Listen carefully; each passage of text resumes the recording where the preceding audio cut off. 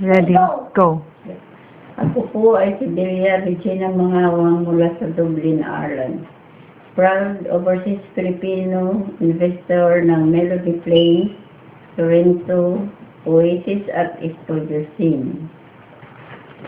Okay po, Nanay Belia, magandang hapon po. Ano po ba yung pangarap mo nung umalis ka sa Pilipinas para mag-abroad? Marami akong pangarap na mabago sa buhay ko at ang gusto kong makapag-invest at makaipon para sa para sa future. Okay po. So ano na po ba yung estado ng inyong mga investment ngayon sa PhilInvest? Yung Melody Plains ko, bayad ko na. Yung Sorrento, Oasis at saka yung Studio Scene ko, nakatatlong polog na ako. Magaling po. So given that, ano-ano po ba yung mga nabago, nag-change na mga habits ninyo or anything sa buhay nyo, unang pamilya mo, simula nung mag-invest kayo sa PhilInvest? Maraming nabago, pati mga anak kong kumuha din ng Sorrento at saka Studio Scene, kumuha rin sila. Kaya nabago lahat, pati financial na gastos nila, nabawasan lahat.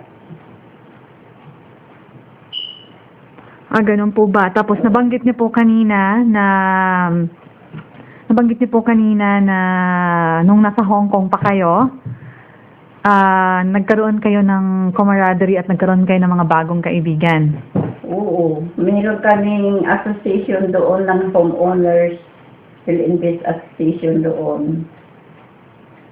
Tapos, kaya naikwento ko sa iyo na maganda doon para kami pamilya doon.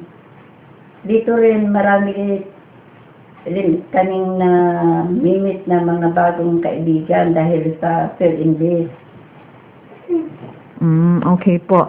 Tapos, ano po ba yung mga pangarap ninyo na natupad sa tulong ng PhilInvest o mga pangarap na matutupad? Natupad na rin yung pangarap kong makapag-invest ako ng